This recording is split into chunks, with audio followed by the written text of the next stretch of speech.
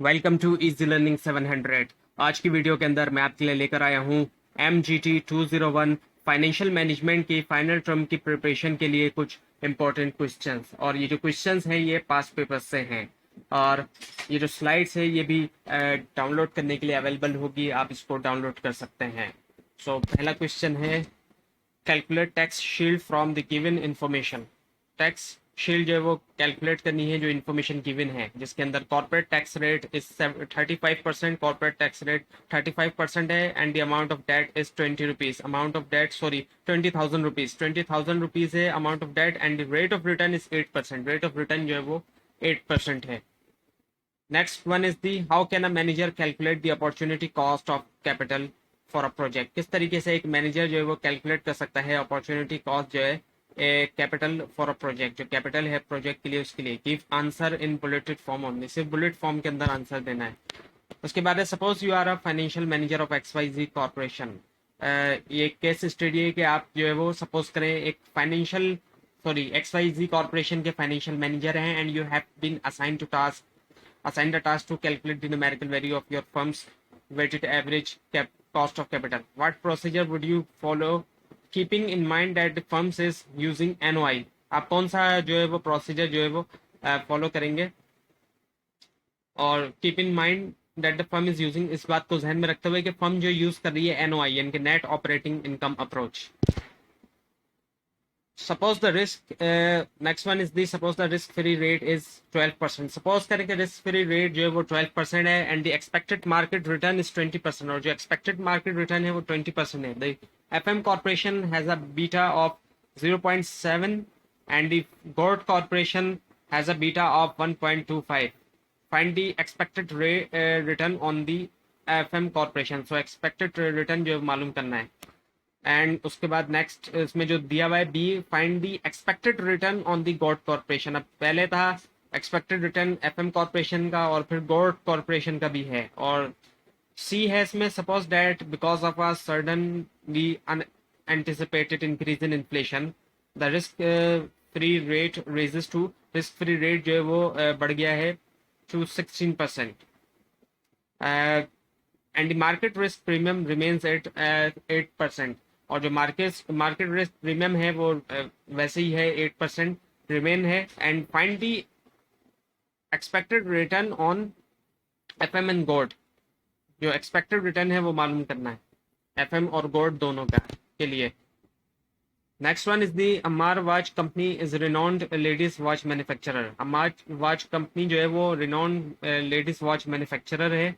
They are offering watch in the market at a price of 30, वो 30 rupees के ऊपर जो है वो वॉच ऑफर कर रहे हैं। They have estimated they will manufacture and sell almost 30,000 watches. उन्होंने जो है वो एस्टिमेट किया है कि वो मैन्युफैक्चर करेंगे और सेल करेंगे ऑलमोस्ट 30,000 वॉचेस को। Fix cost for the preparation of these watches is 150,000 rupees, यानी कि 1.5 लाख रुपए।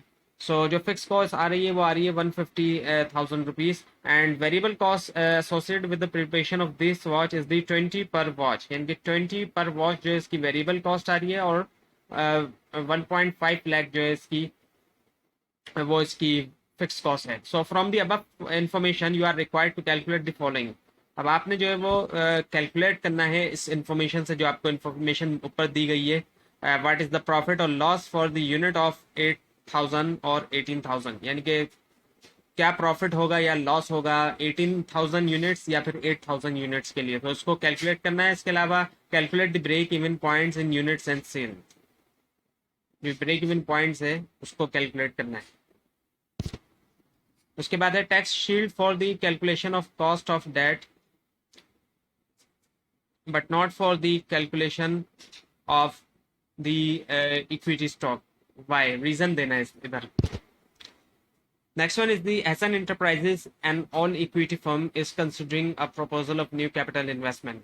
Analysis has indicated that the proposed investment has a beta of, the proposed investment has a beta of 0.5 and will generate an expected return of 7%. वो generate करेगी expected return कितने का? 7% का. The firm currently has required return of 10.75 and a beta of 1.25. The investment is, if undertaken, will double the firm's requirement आपकी ये है कि if RRF is 7%, अगर RRF 7% है and the market risk premium is 3%, should the firm undertake the investment, तो क्या firm को undertake करना चाहिए इन्वेस्टमेंट या नहीं. So next one is the mergers can be classified into two broad categories: financial merger and the operating merger. Differentiate between these two. इन दोनों mergers के दरमियान differentiate करना है, इन दोनों के दरमियान फर्क बताना है. Next one is the what are stock dividends and the stock splits. Stock dividends क्या होते हैं और stock splits क्या होते हैं? Explain with the help of examples and how do these affects stock prices. Explain करना है examples के साथ, और how do this affect stock prices, किस तरीके से ये स्टॉक प्राइसेस को अफेक्ट कर रहे होते हैं, उस पर किस तरीके से इनका असर पड़ रहा होता है. Next one is the stock X has a beta of 0.5. Stock X का जो बीटा है वो है 0.5 and stock Y has a beta of 1 है उसका, and stock Z has a beta of 1.25. The risk free rate is 10%, risk free rate 10% है and the expected market return is 18%. अब आपने करना क्या है, find the expected return on stock X. Expected return find करना है stock X पे, expected return find करना है स्टॉक वाई पे, and expected return on stock Z पे. और उसके अलावा suppose that you construct a portfolio consisting of 40% X, 20% Y and 40% Z. So what is the beta of the portfolio. So उस portfolio का beta क्या होगा जिसके अंदर 40% एक्स है, 20% वाई है और 40% ही जेड है उसके अंदर. Next is the ABC company is in the 35% marginal tax bracket. ABC company जो है वो 35% मार्जिनल टैक्स ब्रैकेट के अंदर है. The current market value of the firm is 12 million rupees. जो करंट मार्केट वैल्यू है फर्म की वो 12 मिलियन रुपीज है. And if there are no cost to bankruptcy. So what will be the annual what will be an ABC annual tax savings from the interest deduction be if it issues 2 million rupees of 5-year bonds at 12% interest rate. So what will be the value of the firm? क्या value होगी firm की. Next one is the tax rate shields are valuable. अगर इस tax rate interest tax shield जो है वो valuable हैं, why don't all tax paying firms borrow as much as possible. So क्यों जितनी भी जो टैक्स पेइंग फर्म्स हैं वो बोरो नहीं करती जितना पॉसिबल हो सके. सो रीजन देना है. There are different methods to raise capital. Different methods हैं कैपिटल को रेज करने के विद इन द ऑर्गेनाइजेशन के अंदर. Briefly explain the advantage of equity finance to the business. जो इक्विटी फाइनेंसिंग है इसके जो एडवांटेजेस हैं उसको ब्रीफली तौर पे एक्सप्लेन करना है. So next one is the what is long term financing. Long term financing क्या होती है. Explain the factors that can affect the decision of a manager while deciding about the long term financing. अब इसमें factor explain करने जो affect करते हैं manager के डिसीजन को जब वो डिसाइड कर रहा होता है लॉन्ग टर्म फाइनेंसिंग के बारे में. पहले तो बताना है कि लॉन्ग टर्म फाइनेंसिंग है क्या, और फिर उन फैक्टर्स को बताना है जो अफेक्ट कर रहे होते हैं मैनेजर के डिसीजन को जब वो डिसाइड कर रहा होता है लॉन्ग टर्म फाइनेंसिंग के बारे में. Next one is the what is a credit policy. Credit policy क्या होती है and what factors an organisation should consider.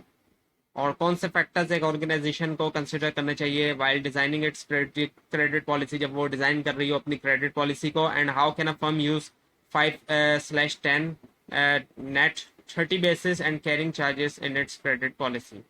और किस तरीके से एक फर्म जो वो यूज कर सकती है 5/10 net 30 basis and carrying charges in its credit policy.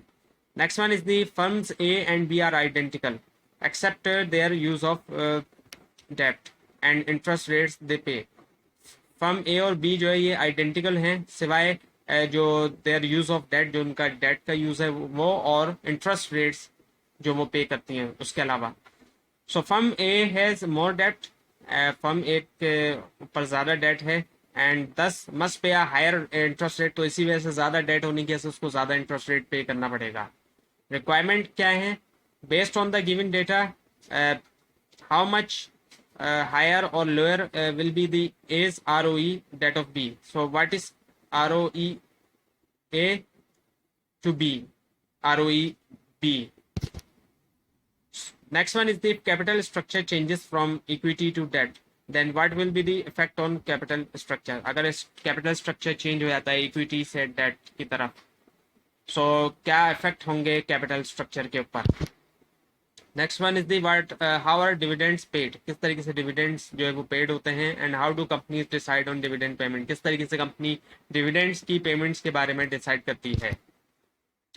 Next is the write a note on capital structure of organisation and cost of capital, note लिखना है जो कैपिटल स्ट्रक्चर है ऑर्गेनाइजेशन का उसके ऊपर, एंड कॉस्ट ऑफ कैपिटल जो capital की cost है। Next one is the why is stock price volatility more likely to imply risk than earnings volatility, explain with the help of some examples, कुछ examples के साथ explain करना है। Now the explain the following conditions, अब ये कुछ conditions दी गई हैं इनको एक्सप्लेन करना है, जिसके अंदर आईआरआर जो है वो लोअर देन डब्ल्यूएसीसी है पहली कंडीशन के अंदर, और दूसरी में आईआरआर जो है वो हायर देन डब्ल्यूएसीसी है और डब्ल्यूएसीसी हायर देन एसएमएल है। थर्ड कंडीशन के अंदर आईआरआर लोअर देन एसएमएल है, और फोर्थ कंडीशन के अंदर आईआरआर लोअर देन डब्ल्यूएसीसी है और डब्ल्यूएसीसी लोअर देन एसएमएल है। सो इन चारों कंडीशंस को एक्सप्लेन करना है। Next one is the write a short note on real asset markets and also give some example, short note लिखना है रियल एसेट्स मार्केट के ऊपर and also give some examples, कुछ एग्जांपल्स भी देनी है। Next one is the why payment pay out decisions, why may pay out decisions be used by management to signal the prospects of the firm, give answer in bulleted form. यानी कि क्यों जो है वो मतलब जो पे आउट डिसीजंस होते हैं वो यूज करती है मैनेजमेंट, उनको यूज किया जा सकता है, मैनेजमेंट जो यूज कर सकती है सिग्नल देने के लिए prospects, to signal the prospects of the firm, इसका जो आंसर देना बुलेटेड फॉर्म में देना है। What are the factors affecting signalling theory, कौन से फैक्टर्स जो है वो अफेक्ट कर रहे हैं सिग्नलिंग थ्योरी को। तो ये थी आज की वीडियो जिसके अंदर मैंने आपसे MGT 201 फाइनेंशियल मैनेजमेंट के कुछ इंपॉर्टेंट क्वेश्चंस शेयर किए। आपको अगर अभी भी कोई कंफ्यूजन है तो नीचे कमेंट कीजिए, और ये स्लाइड आप हासिल करना चाहते हैं तो नीचे डिस्क्रिप्शन बॉक्स में दिए गए लिंक से हासिल कर सकते हैं, लेकिन अगर आपको लिंक न मिले तो आप नीचे कमेंट कीजिए, और मजीद कोर्सेज के इंपॉर्टेंट क्वेश्चंस हासिल करने के लिए इस चैनल को सब्सक्राइब कीजिए और बेल आइकन के ऊपर क्लिक कीजिए।